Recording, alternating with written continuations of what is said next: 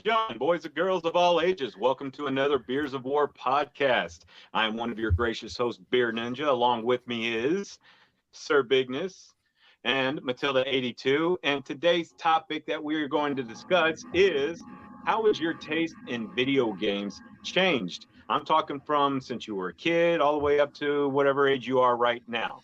So we'll go ahead and get to today's topic. I'm going to go ahead and kickstart it. My video gaming history really started when I was about 3 or 4 years old. I started from like the Atari 2600, Commodore 64. I'm really giving away my age here right now. And a lot of times back then when I was a kid, it was just getting my hands on the game because I wasn't always, have access to video games. A lot of people, I'd always go to my next door neighbor's house, play video games there or play on the, computer and whatnot. And over the time playing video games, I would get like, oh man, these graphics are awesome, this and that. I wasn't even really thinking about like the story or reading much because I really hated reading when I was a kid. And then over time, games just started developing, and then all of a sudden, Nintendo came out, blew the market out of competition right there. We couldn't wait to get our hands on all those games. Mario Brothers was huge. I was also a huge fan of The Legend of Zelda, and I'm still kind of torn between the two, which one I like the most and everything. And so I found myself opening up to a variety of more games. Now, yeah, some were hits and misses. Some wasn't always the best graphics because I was still on that kind of horse at that time.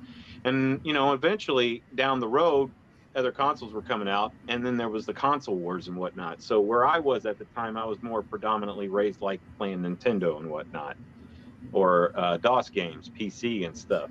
But as I got older, my taste in video games still started to change because I found myself wanting to play games that had more playability to them, and I'm starting to get into story developing and how that goes and everything. And then you're seeing sequel to games to come out, so you kind of want to see where that story goes. And I'll be honest, I've been through pretty much every genre of the consoles that are out there and everything. And now where I am today as a gamer, I really enjoy the modern day consoles as well, just as much as I enjoy the retro as well. Only now I'm more story driven when it comes to video games. It doesn't have to be the best graphics. One of them that proved that to me right away was Borderlands. We've seen the drawings and the arts of that. It's not completely realistic, but the story is what caught me, and the gameplay, everything, all that molded in together. So really, at my age now, I'm at this point where I really love the story, and if this game is entertaining and fun, and and I can have fun just playing single player campaigns, I'm all for it. If it's a multiplayer game that I can have fun with my friends, I'm all for it. So I'm really not limiting myself anymore than what I used to as a child and everything. So I'm still big on the retro games. I love playing the modern games. Matter of fact, I just got done procuring a PlayStation 5 about 3 or 4 weeks ago. And that was an act of Congress in itself just to get one. But I'm still playing it. I'm having a lot of fun playing it. I'm playing games, a PS4 collection that I started building up. I started playing some PS5 game. And I'm really enjoying what PlayStation has to offer and everything. It's been a while since I've been in the PlayStation game. I did have a PS4, but I didn't play it that much. But I mostly grew up like playing PS1, PS2. So I got quite a bit of collection going on there. So that's basically my take on it as far as how it tastes in video games, and I'm still looking forward to what's to come. There's so many great games out there, especially 2023 is going to knock it out of the ballpark. So much story to tell. So that's what I'm looking forward to. Brandon? Yeah, I'll take it. So go back with Tim. I remember having an Atari because I think everybody had Atari in the 80s. And then after the Atari, our first console was the Sega Master System.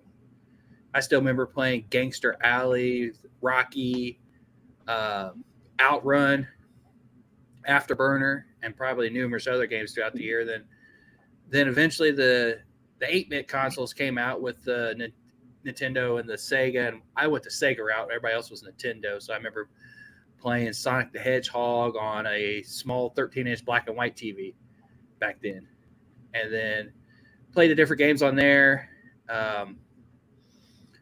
still played a lot of like the sports games, hockey, because one of my favorite all-time games, sports to this day, I can still remember that I love to play, and it got me into hockey, is the NHL '93.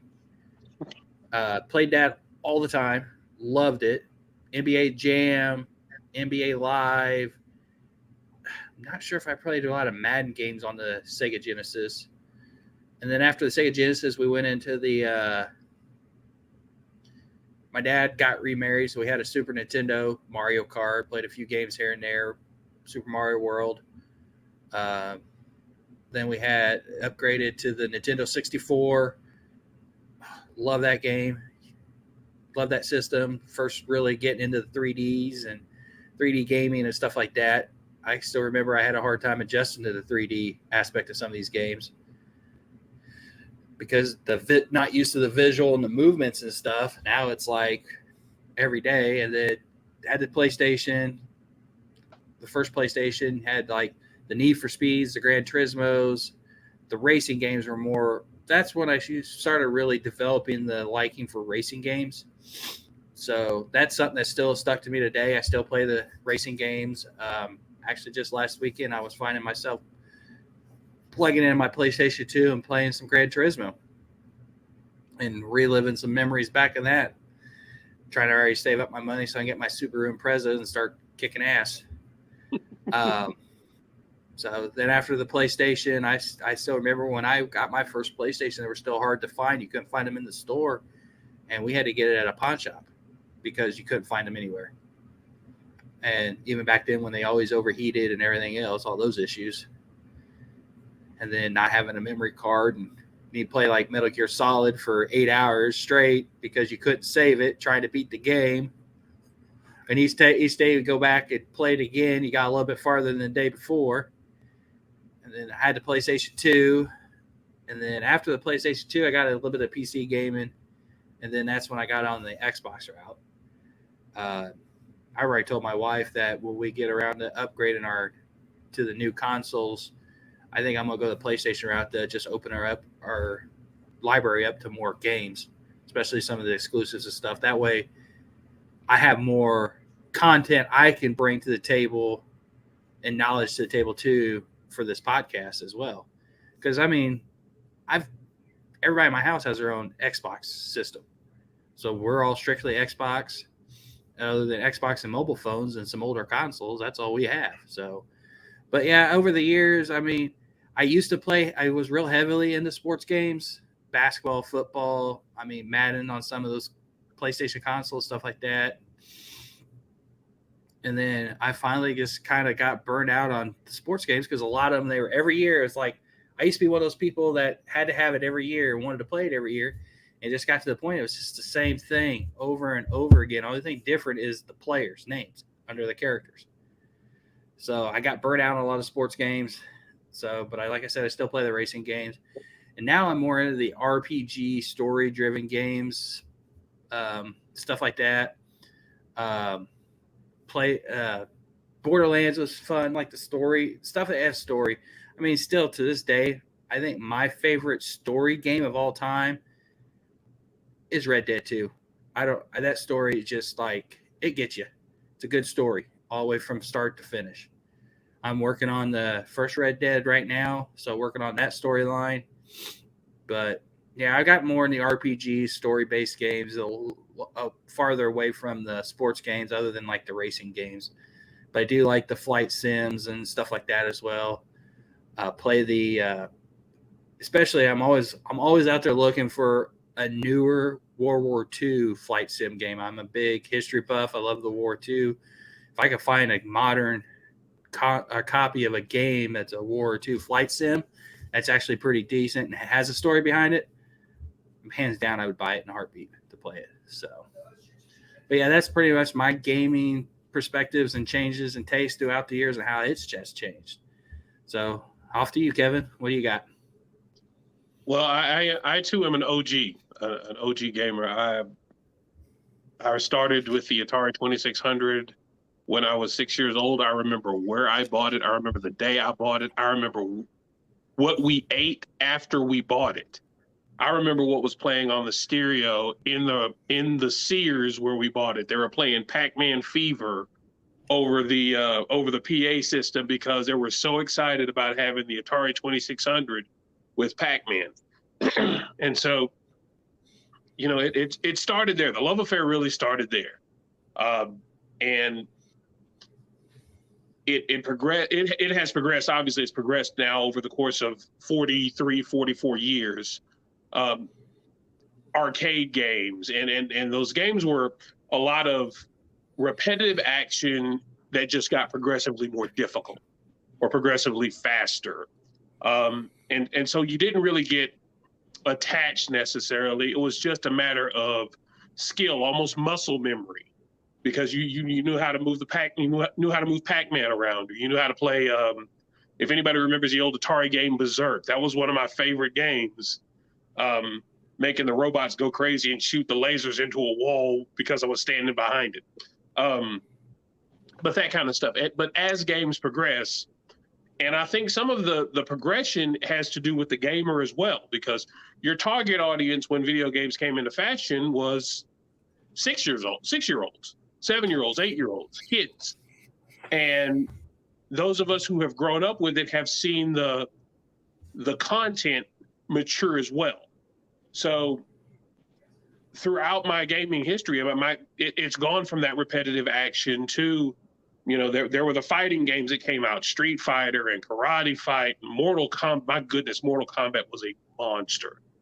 And I was a freshman in college when Mortal Kombat came out. I remember going to the arcade at 10 o'clock at night with my roommate John and my buddy Byron, and we'd stay in the arcade until it closed at 3 o'clock in the morning and walk back home.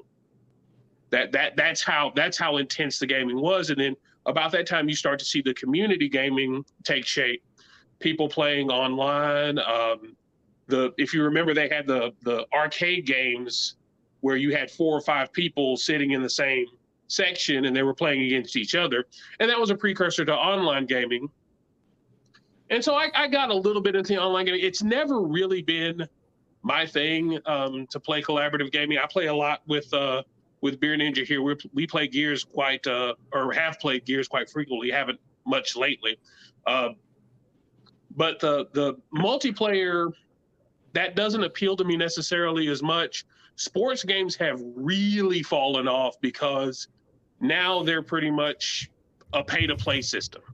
You buy the game, and then there's always something trying to get you to pony up more money after you just spent $60 or $70 on the game. And I think we had actually discussed, the three of us had discussed addressing that maybe in another one of these shooter podcasts, or maybe one of the long podcasts that we do.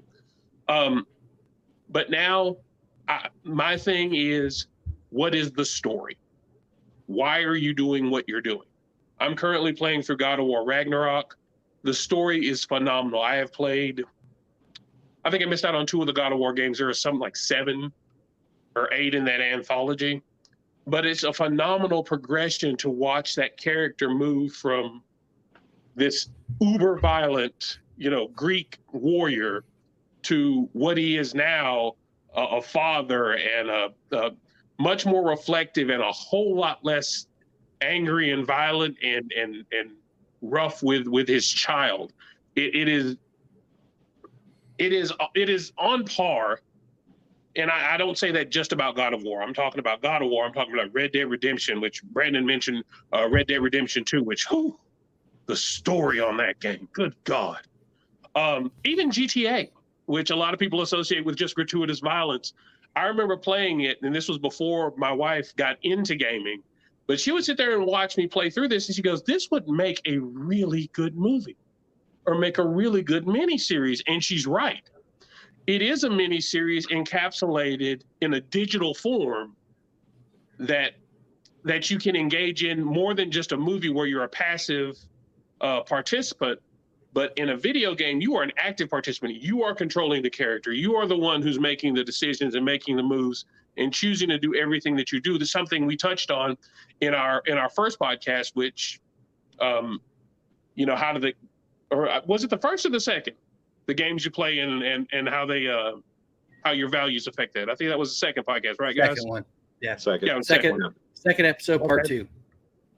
But being an active participant in something that long, you can't help but get attached. I think about games like Detroit Become Human, the Mass Effect series, which was a monster of a storyline.